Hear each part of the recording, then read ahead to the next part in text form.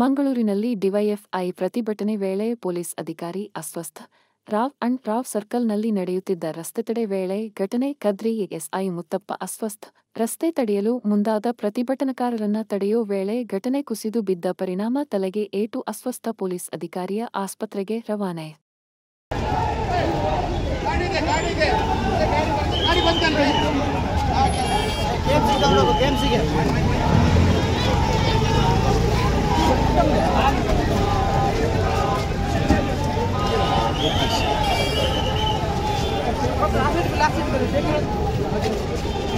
ಹಾಕು ಒಳ ಹೆಂಗೆ ಹತ್ತೊಬ್ಬ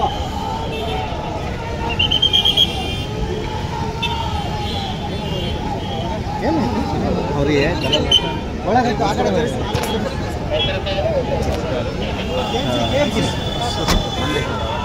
ಹಂಗೆ ಹತ್ತು ನೀನು ಹತ್ತು